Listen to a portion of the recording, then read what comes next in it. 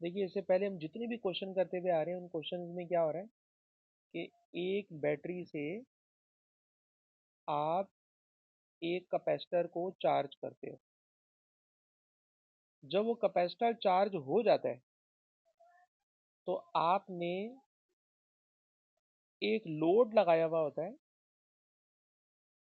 उस लोड को, ठीक है जनाब, उस लोड को हम कैपेसिटर का चार्ज उसके ऊपर डिस्चार्ज करवा देते हैं। ठीक है जनाब, ये की है कि ऊपर लगेगी, पहले कैपेसिटर चार्ज होगा और इस की को नीचे ले जाओगे तो कैपेसिटर डिस्चार्ज हो जाएगा।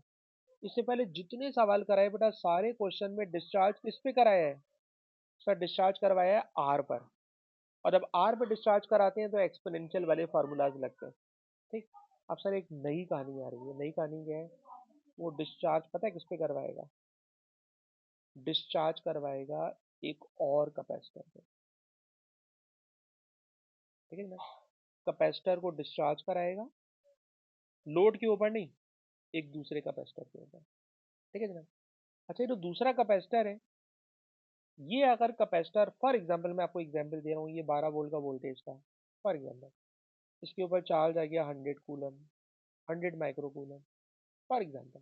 ठीक है, जैसा कैपेसिटर ये था बिल्कुल वैसे ही कैपेसिटर यहाँ पर आ गया डिस्चार्जिंग में। तो इसका आधा चार्ज, आधा चार्ज इसमें आ जाएगा। यानी 100 था ना, तो 100 में से 50 इस पर आ जाएगा और 50 इस पे रह जाएगा। ठीक है, यानी कैपेसिटर इसमें, जिसको मैं सोर्स बोल रहा हूँ, सोर्स कैपेसिटर ने 100 कूलम चार्ज जमा किया था, 100 माइक्रो कूलम चार्ज जमा किया था। जब आपने उसके साथ एक और कैपेसिटर पैरेलल लगा दिया, तो अगर दोनों इक्वल मैग्नीट्यूड के हैं तो सर दोनों आपस में ना चार्ज को आधा आधा कर लेंगे। चार्ज को आधा आधा कर लेंगे, एक बात। दूसरी बात, सर दोनों में वोल्टेज सेम होगा और आप देखिएगा दोनों में वोल्टेज भी आधा आधा आ जाएगा। दोनों में वोल्टेज आधा आधा आ जाएगा, दोनों में चार्ज आधा आधा आ जाएगा। ठीक है जनाब। और ऐसा जब होगा जब दोनों कैपेसिटर एक जैसे होंगे। आपको क्या लगता है एग्जाम में वो एक जैसे कैपेसिटर लगा के देगा? नहीं सर, एक जैसे कैपेसिटर लगा के नहीं देगा। अगर एक जैसे कैपेसिटर होते फिर तो कोई मसला ही नहीं है। जो चार्ज इसके अंदर पहले था वो दोनों में आधा आधा डिवाइड हो जाएगा। जो वोल्टेज पहले था दोनों में आधा आधा वोल्टेज आ जाएगा। 12 वोल्ट था तो 6 वोल्ट इस पे आएगा, 6 वोल्ट इस पे आएगा। सब कुछ आधा आधा हो जाएगा। लेकिन अभी जो मैं आपको सवाल कराने जा रहा हूँ ना, उस सवाल में जो दूसरा कैपेसिटर उन्होंने लगाया है उसकी कैपेसिटेंस ज़्यादा है। दूसरे कैपेसिटर की कैपेसिटेंस ज़्यादा है। और जब दूसरे कैपेसिटर की कैपेसिटेंस ज़्यादा होगी ना, तो पहले से ये बात समझ लेना, दोनों कैपेसिटर पे चार्ज बराबर बराबर नहीं आएगा। जिसकी कैपेसिटेंस कम है वो कम चार्ज होल्ड करेगा, जिसकी कैपेसिटेंस ज़्यादा है वो ज़्यादा चार्ज अपने अंदर होल्ड कर लेगा। तो दोनों का चार्ज बराबर नहीं होगा। ठीक। अलबत्ता वोल्टेज दोनों का बराबर होगा। वोल्टेज दोनों का बराबर होगा। कितना वोल्टेज होगा उसको भी मैं आपको सॉल्व कराने जा रहा हूँ। ठीक है, तो मैं अपनी बात रिपीट कर रहा हूँ और ये बात रिपीट करने के लिए फातिमा बेटा आपको मेरे साथ थोड़ी सी बात समझाना होगी, क्योंकि अब जो क्वेश्चन करने जा रहा हूँ ये जरा स्टाइल बदलने जा रहा है। ठीक है, जरा गौर से सुनना बेटा। फातिमा, सर हम इससे पहले वाले जो क्वेश्चन कर रहे थे ना, उसमें कैपेसिटर रेजिस्टर पे डिस्चार्ज हो रहा था। सर अब हम जो क्वेश्चन करने जा रहे हैं उसमें कैपेसिटर, सर कैपेसिटर पे डिस्चार्ज होने जा रहा है। ठीक है सर, अगर दोनों कैपेसिटर बराबर के हुए, बराबर के हुए, तो दोनों में बराबर बराबर चार्ज आएगा आधा आधा और दोनों में बराबर का वोल्टेज आएगा आधा आधा। जी बेटा फातिमा, इतनी सी बात बोल के बता दीजिए, अगर दोनों कैपेसिटर एक जैसे हुए तो क्या होगा फातिमा?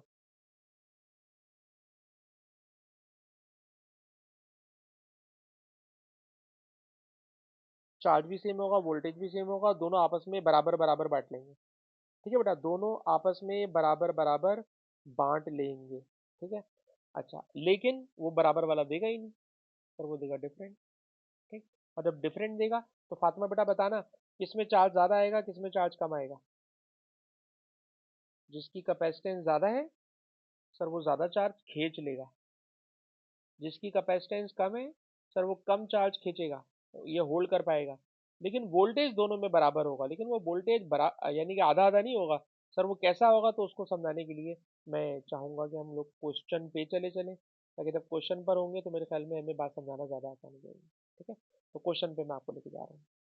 क्वेश्चन पे मैं लेके जा रहा हूँ, लेकिन मेरे ख्याल है क्वेश्चन पे, क्योंकि मैं क्वेश्चन पहले ही बता चुका हूँ, एक पर सी होगा, दूसरे वाले का 3C है, तो मैं तो कह रहा हूँ पहले यहीं पे थोड़ी सी थ्योरी समझ लें, और थ्योरी और समझ लें, मतलब सॉल्व कर लें, और उसके बाद फिर उधर चलते हैं। ठीक है, तो जरा गौर से सुनिएगा। वो ये बोलेगा कि जनाब एक कैपेसिटर सी है, दूसरा 3C है। वो पूछेगा बताइए, इस पहले कैपेसिटर को हमने इस वाले वोल्टेज से कनेक्ट किया था, इसकी वैल्यू V थी, और इस कैपेसिटर में जो पहले चार्ज आया था, पहले पहले का मतलब जब हमने उसको डिस्चार्ज नहीं कराया था, जब कैपेसिटर फुल चार्ज हुआ हुआ था, तो उसका चार्ज था Q equal to C V. जरा बेटा कॉपी कीजिएगा, ये पहले की बात है जब वो फुल चार्ज हुआ हुआ था। जब कैपेसिटर फुल चार्ज हुआ हुआ था, तो उसका चार्ज था Q, कैपेसिटेंस थी C, वोल्टेज था V। फुल चार्ज हुआ हुआ था। ठीक है, अच्छा जी, अब नाउ डिस्चार्ज हो रहा है। सर जब डिस्चार्ज हो रहा है ना, डिस्चार्ज हो रहा है, ठीक है, जब डिस्चार्ज होगा तो अप्लाई करेंगे कंजर्वेशन ऑफ चार्ज। ठीक है जनाब, अप्लाई करना बेटा conservation of charge. Conservation of charge का मतलब चार्ज पैदा नहीं होता, जो कैपेसिटर में पहले से चार्ज मौजूद है सर वही दोनों में डिवाइड होना है। ठीक, पहले कितना चार्ज था सर, पहले चार्ज था CV, पहले चार्ज था CV, और CV में ये वोल्टेज बैटरी का था, ये कैपेसिटेंस की उसकी अपनी थी। ठीक है, लेकिन अब डिस्चार्जिंग प्रोसेस स्टार्ट हुआ, तो फॉर एग्जांपल इस कैपेसिटर का मैंने नाम रख दिया है A, तो इस पे चार्ज आएगा QA।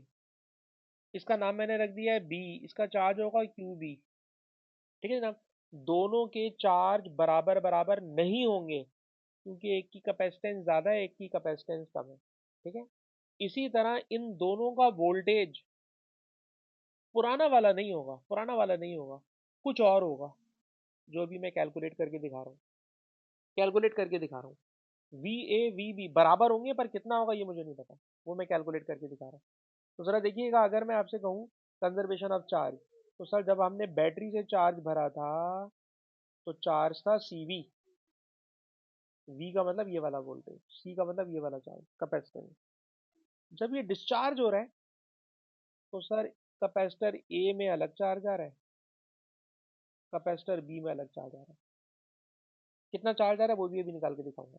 दोनों का चार्ज प्लस करूंगा तो टोटल चार्ज के बराबर होगा। सर चार्ज का फॉर्मूला होता है CV। सर फॉर्मूला होता है CV। लेफ्ट हैंड पे पुराना नंबर ऐसे ही चल रहा है। ठीक, अच्छा बेटा, अभी मैंने आपको पढ़ाया पैरेलल में, दोनों पैरेलल कनेक्ट है ना बेटा, पैरेलल है, पैरेलल में फाइनल वोल्टेज दोनों का बराबर होगा, पैरेलल में फाइनल वोल्टेज दोनों का बराबर होगा। ठीक है जनाब, अगर दोनों का वोल्टेज बराबर है, तो या तो दोनों जगह CA लिख लो, या दोनों जगह CB लिख लो। तो जो सवाल बेटा मैं पेपर का आपको करा रहा हूँ ना, उसमें उसने इन टर्म्स ऑफ B लिखवाया है। जो अभी क्वेश्चन मैं आपको पास पेपर का दिखा रहा हूँ, उसमें उसने voltage in terms of B लिखवाया है। तो मैंने इस B को ऐसे ही लिखा है, A को इस तरह से लिख दिया, A के वोल्टेज को B के वोल्टेज की फॉर्म में लिख दिया। ठीक है जनाब, A और B दोनों के वोल्टेज बराबर होंगे, सर पैरेलल में वोल्टेज बराबर होते हैं। ठीक है जनाब, आंसर B की फॉर्म में लिखना है, इसलिए मैंने VA को भी VB की फॉर्म में लिख दिया।